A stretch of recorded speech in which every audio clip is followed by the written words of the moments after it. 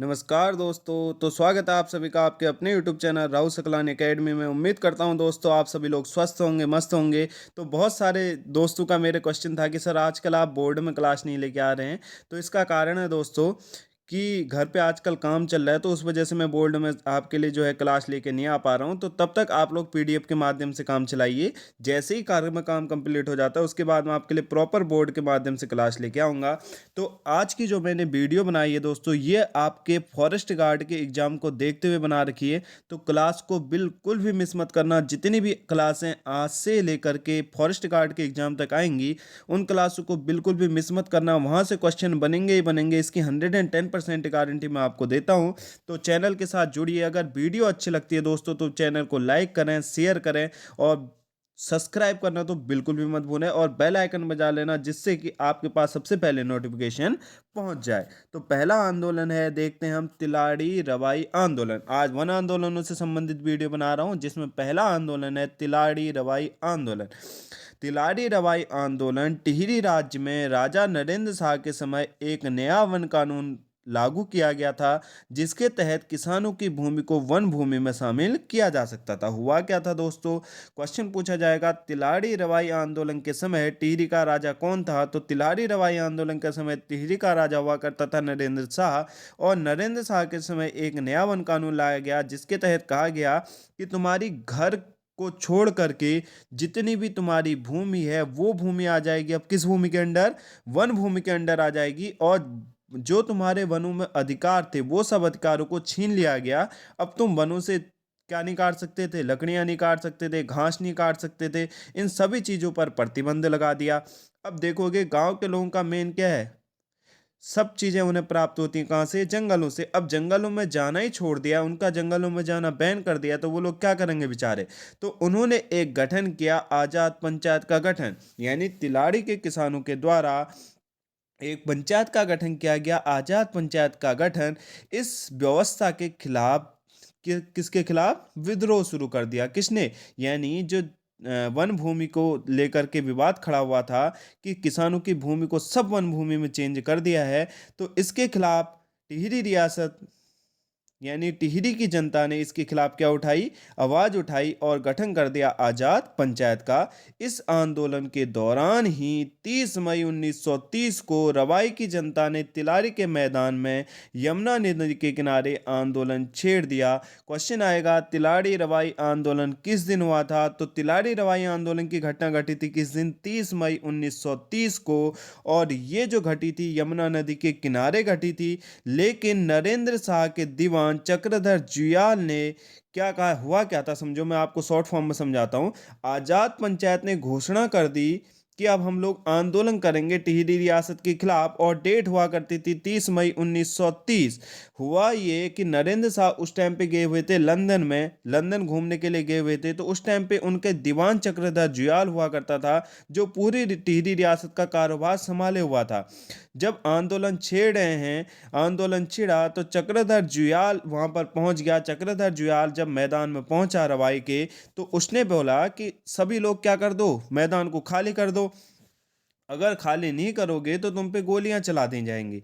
लेकिन सभी व्यक्तियों ने सोचा कि गोलियां क्यों चलाएंगे, हमने ऐसा क्या विद्रोह कर दिया, हम तो अपनी मांग को रख रहे हैं सिर्फ। लेकिन चक्रधर जुयाल के दिमाग खनका और चक्रधर जुयाल ने आदेश दे दिया कि इन सभी व्यक्तियों पर क्या चला दी जाए? गोली चला दी जाए। बहुत सारे व्यक्ति जो थे अपनी जान को बचाने के लिए यमुना नदी में कूद गए, और बहुत सारे व्यक्ति उसी गोली के कारण क्या हो गए थे? शिकार हो गए थे, मर गए थे। इसीलिए आज भी प्रतिवर्ष 30 मई को बनाया जाता है शहीद दिवस तिलारी वाले क्षेत्र में। और तिलारी रवाई आंदोलन को ही उत्तराखंड का जलियांवाला बाग हत्याकांड के नाम से जाना जाता है। तो क्वेश्चन आएगा, उत्तराखंड का जलियांवाला बाग हत्याकांड किसे कहा जाता है? तिलारी रवाई कांड को। तिलारी रवाई कांड में गोली चलाने का आदेश किसने दिया था? चक्रधर जुयाल के द्वारा। जब हम पढ़ते हैं जलियांवाला बाग हत्याकांड, तो जलियांवाला बाग हत्याकांड हुआ था 1919 में। तो उसमें जो गोली चलाने का आदेश दिया था वो किस व्यक्ति ने दिया था? तो वो दिया था जनरल ओडायर के द्वारा। इसीलिए उत्तराखंड का जनरल ओडायर, नोट कर लेना, क्वेश्चन पूछा जाता है कि उत्तराखंड का जनरल ओडायर किसे कहा जाता है? तो ये कहा जाता है किसको? चक्रधर जुयाल को। यानी तिलारी घटना में मेन इंपोर्टेंट फैक्ट जो याद रखने, कब हुई थी घटना? 30 मई 1930 को। कौन था राजा? नरेंद्र शाह हुआ करता था। शहीद दिवस मनाया जाता है 30 मई को। उत्तराखंड का जलियांवाला बाग हत्याकांड के नाम से कौन सी घटना जानी जाती है? तिलारी रवाई घटना। और तिलारी रवाई घटना के दौरान किस पंचायत का गठन किया गया था? आजाद पंचायत का गठन किया गया था। दूसरा आंदोलन बहुत सुना होगा दोस्तों आपने, चिपको आंदोलन। तो चिपको आंदोलन की बात करें तो चिपको आंदोलन हुआ क्या था? पीडीएफ में आपको शायद ना दिखाई दे, हुआ क्या था मैं बता रहा हूँ। 19 हुआ करते थे, कौन सा? 64।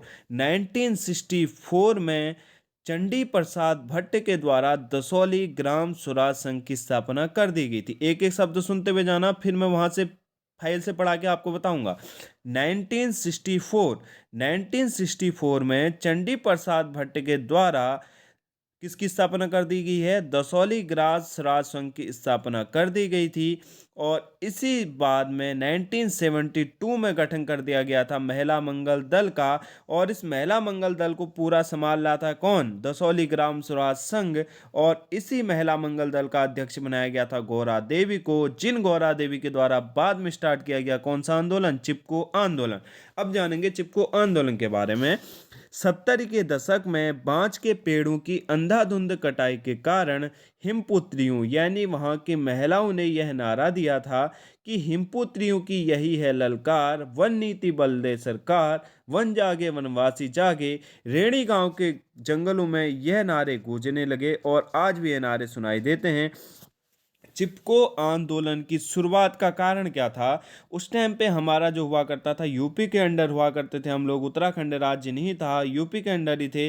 और 1972 में यूपी सरकार ने कहा कि जंगलों में ये मार्किंग हो गई है और इन जंगलों को काट दिया जाए। लेकिन 1972 में ही मैंने बोला किसका गठन हो चुका है? महिला मंगल दल का गठन हो चुका है। और 1972 से ही वनों की अंधाधुंध कटाई भी स्टार्ट हो गई थी। तो 1972 से वनों की अंधाधुंध कटाई और अवैध रूप से जो व्यापार चल रहा था जंगलों का, लकड़ियों का, तो उसको रोकने के उद्देश्य से चिपको आंदोलन की शुरुआत 26 मार्च 1974 को, यानी चिपको आंदोलन की शुरुआत बहुत सारे बच्चे 1972 करते हैं, 1972 मत करना। चिपको आंदोलन की जो शुरुआत हुई थी वो हुई थी 26 मार्च 1974 को। और ये की थी किसके द्वारा?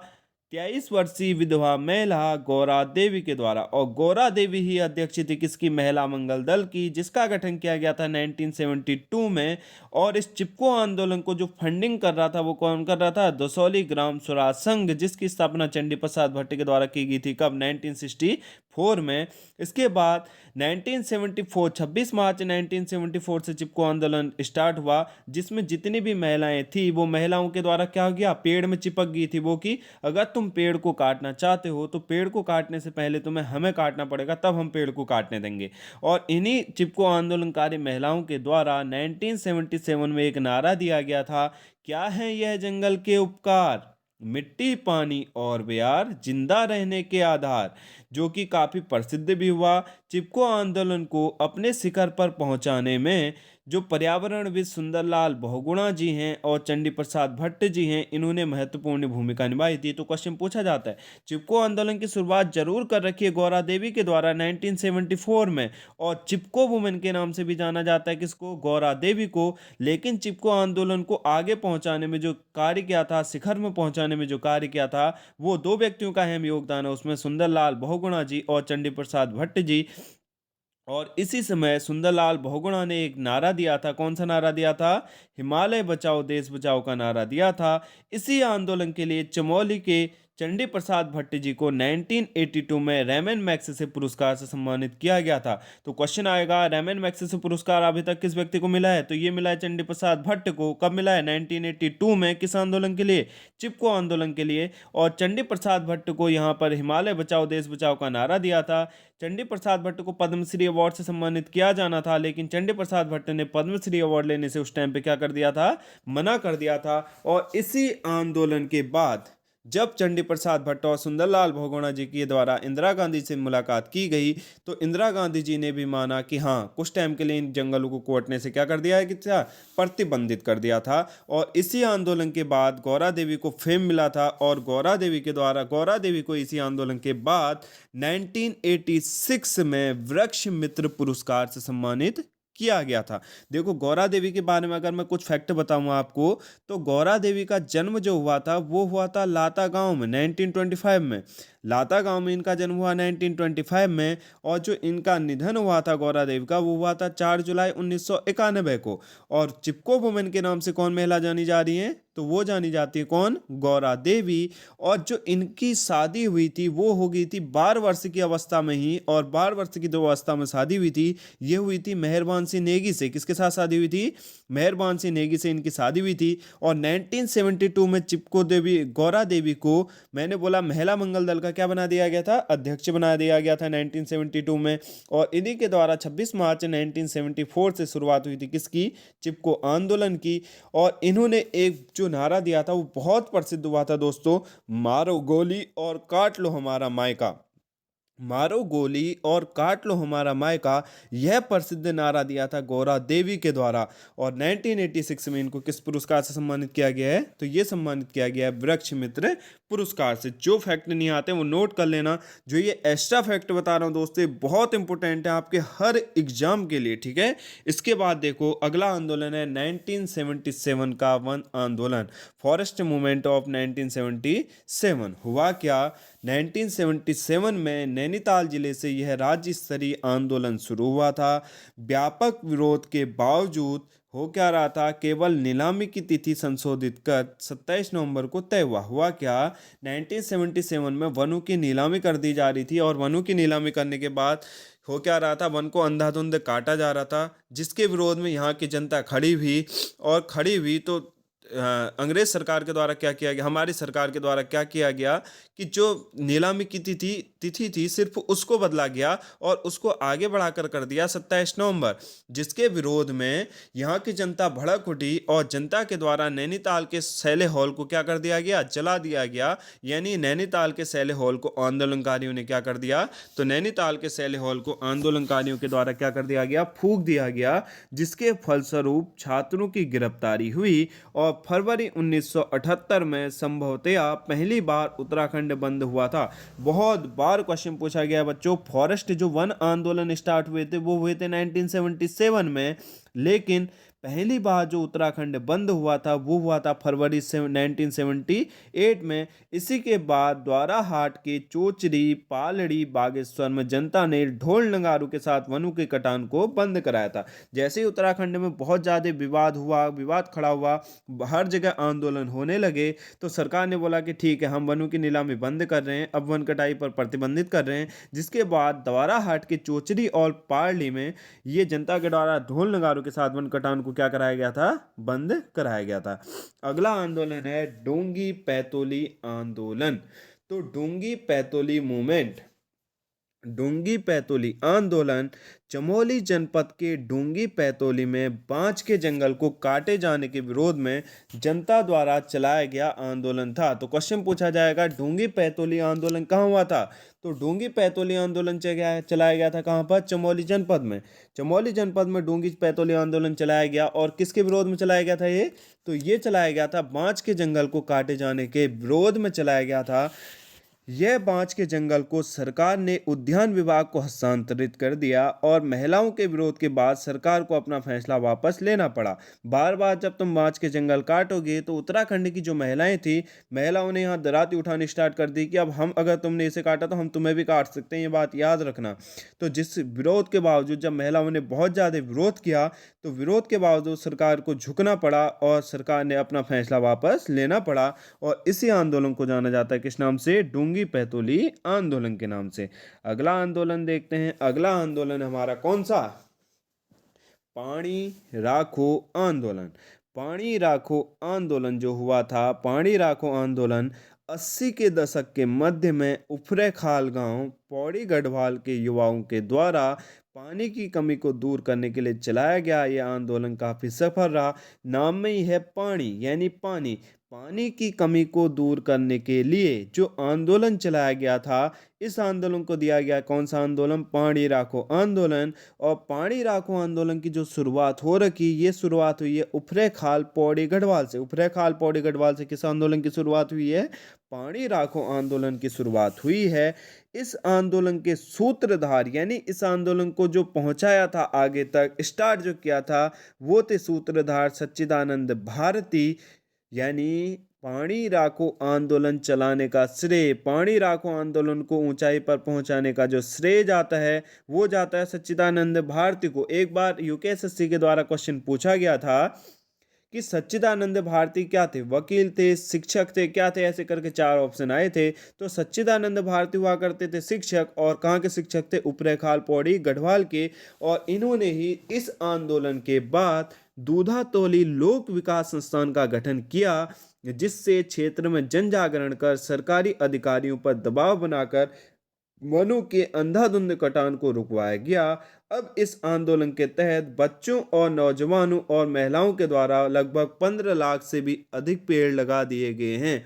और अभी वर्तमान में इसमें महिला मंगल दल भी कार्य कर रही है। किस आंदोलन में? पानी राखो आंदोलन में। पानी की कमी दूर होगी बच्चों, जब क्या होंगे? जंगल होंगे। जंगल अगर हैं तो क्या होगा? जंगल अगर होंगे तो बांज के पेड़ देखोगे तो बांज के पेड़ों के द्वारा ही पूरा पानी क्या होता है? स्टोर होता है। अगर पेड़ अधिक हैं तो क्या होगा? बारिश अधिक होगी। बारिश अधिक होगी तो पानी की कमी खुद ब खुद दूर हो जाएगी। अब जहाँ पर पहाड़ी अगर बार बार पेड़ों की कटान होते जा रहा है, तो मौसम की क्या होगी? गतिविधि बदलेगी और क्या होगा? बारिश भी कम होनी स्टार्ट कर जाएगी। इसीलिए जो पानी राखो आंदोलन का उद्देश्य था, वो था ऊंचाई पर पेड़ों को अधिक से अधिक लगाना, जिससे बारिश और पानी की कमी क्या हो सके? दूर हो सके। अगला क्वेश्चन है रक्षा सूत्र आंदोलन, यानी रक्षा सूत्र मूवमेंट। तो रक्षा सूत्र आंदोलन को 1994 में शुरू किया गया। और क्वेश्चन है रक्षा सूत्र आंदोलन की शुरुआत कहाँ से हुई थी? तो रक्षा सूत्र आंदोलन की जो शुरुआत हुई थी, ये हुई थी टिहरी के भिलंगना क्षेत्र से। टिहरी के भिलंगना घाटी से रक्षा सूत्र आंदोलन की शुरुआत हुई थी। लोगों ने वृक्षों पर रक्षा सूत्र बांधकर वृक्षों पर संकल्प लिया कि हम इनको काटने से क्या करेंगे? बचाएंगे। देखो ये चीज लिखी होगी, 1994 में रक्षा सूत्र आंदोलन में टिहरी के भिलंगना घाटी के लोगों ने वृक्षों पर रक्षा सूत्र बांधकर वृक्षों को बचाने संबंधी संकल्प लिया। हम हाथ में हाथ धागा बांधते हैं, रक्षा सूत्र बांधते हैं, तो इन्होंने वही हाथ धागा या रक्षा सूत्र बांध दिया पेड़ों में, और बोला कि आज से हम आपकी पेड़ों की कटाने के जो पेड़ को रोकने जो काटा जा रहा है, उसके लिए हम क्या करेंगे? प्रयास करेंगे, भरपूर प्रयास करेंगे। संकल्प लेते हैं कि आज से पेड़ों को नहीं काटा जाएगा। ठीक है। उत्तर प्रदेश सरकार ने 2500 पेड़ों के कटान को हेतु चिन्हित किया था। इसी आंदोलन के समय सरकार ने इससे पहले कि पेड़ों को काटना शुरू करती, स्थानीय महिलाओं के द्वारा आंदोलन को शुरू कर दिया गया। और इसी आंदोलन का एक नारा था, ऊंचाई पर पेड़ रहेंगे, नदी ग्लेशियर टिके रहेंगे, पेड़ कटेंगे, पहाड़ टूटेंगे, बिना मौत के लोग मरेंगे, जंगल बचेगा, देश बचेगा, गांव गांव खुशहाल रहेगा। ठीक है, याद रखना। रक्षा सूत्र आंदोलन कहाँ से स्टार्ट हो रहा है? टिहरी के भिलंगना क्षेत्र से। कब स्टार्ट किया गया है? 1994 में स्टार्ट किया गया है। और ये था ऊंचाई पर पेड़ों को काटे जाने के विरोध में, ऊंचाई को काटे जाने के विरोध में ही यह आंदोलन चलाया गया था। और मैंने बोला वृक्षों पर इन्होंने क्या बांध दिया था? रक्षा सूत्र बांध दिया था कि आज से हम आपके जो कटा जा रहा है, उस कटान के विरोध में क्या करेंगे? भरपूर प्रयास करेंगे, आपको काटने नहीं देंगे।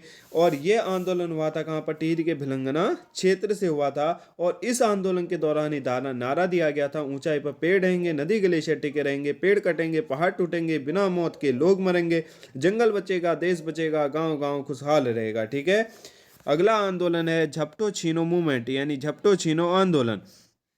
तो झपटो छीनो आंदोलन रैणी, लाता, तोलमा आदि गांव की जनता ने वनों पर परंपरागत हक बहाल करने तथा नंदा देवी राष्ट्रीय पार्क का प्रबंधन ग्रामीणों को सौंपने की मांग को लेकर 21 जून 1998 को लाता गांव में धरना देकर प्रारंभ किया। हुआ क्या दोस्तों, मैं आपको बताना चाहूँगा कि नंदा देवी राष्ट्रीय पार्क बना दिया गया 1982 में। नंदा देवी नेशनल पार्क की स्थापना कब की गई थी? 1982 में। 1982 में जैसे ही नंदा देवी राष्ट्रीय पार्क की स्थापना हुई, तो धीरे धीरे धीरे धीरे क्या किया हमारी सरकार के द्वारा जितने भी वहाँ के लोग थे उन लोगों को अंदर घुसने क्या कर दिया, प्रतिबंधित कर दिया। अब तुम ना अपने जानवरों को वहाँ ले जा सकते हो, ना तुम वहाँ खुद जा सकते हो, ठीक है। अब तुम खुद जा नहीं सकते हो, जानवरों को ले जा नहीं सकते हो, जानवरों को वहाँ भेज नहीं सकते हो, तो घास कहाँ से आएगी, चारा कहाँ से आएगा, लकड़ियाँ कहाँ से आएंगी। इस चीज़ में क्या हो गया था, बहुत ज़्यादा समस्या पैदा हो गई थी, जिसको लेकर 21 जून 1998 को लाता गांव के लोगों ने क्या कर दिया, धरना प्रारंभ कर दिया। और 15 जुलाई को सीमावर्ती गांव के लोग पालतू जानवरों के साथ नंदा देवी राष्ट्रीय पार्क में घुस गए कि ये यहाँ पर पूरे नंदा देवी नेशनल पार्क में हमारा हक है, ये हमारा जंगल है, यहाँ पर हमारे घुसने से कोई भी नहीं रोक सकता है। इसीलिए इस आंदोलन को नाम दिया गया झपटो छीनो आंदोलन। क्या नाम दिया गया था, झपटो छीनो आंदोलन। इसीलिए इस आंदोलन को नाम दिया गया। दोस्तों अगर वीडियो पसंद आ रही है तो लाइक जरूर कर देना। एक आपके लाइक से ही हमें क्या होता है, मोटिवेट होता हूँ और ज़्यादा मेहनत करने का कोशिश करता हूं कि आपके लिए और अच्छी वीडियो लेके आ सकूं। अगला है तुम्हारा कौन सा आंदोलन, मैती आंदोलन। कौन सा आंदोलन है, तो अगला आंदोलन है तुम्हारा मैती आंदोलन। मैती शब्द का अर्थ हर किसी को पता होगा, मैत मतलब होता है मायका, मैती का अर्थ क्या होता है, मायका होता है। इस अनोखे आंदोलन के जनक के रूप में जाना जाता है किसे, पर्यावरणविद हैं, हमारे समाज सेवी हैं कल्याण सिंह रावत।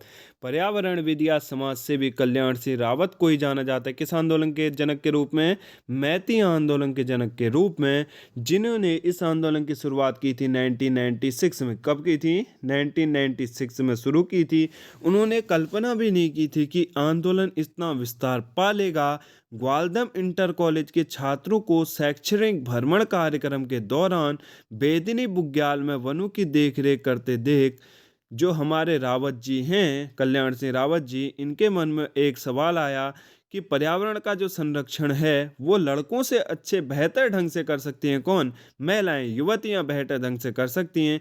इस आंदोलन के कारण आज भी विवाह समारोह जब होता है, मैती मतलब हो गया मैत, यानी जब विवाह होगा, शादी होगी, तो शादी समारोह के समय वर और वधू के द्वारा क्या लगा दिया जाएगा, एक पौधा लगाया जाएगा, जिसके बाद मायके पक्ष के लोग उस पौधे की क्या करते हैं, देखभाल करते हैं।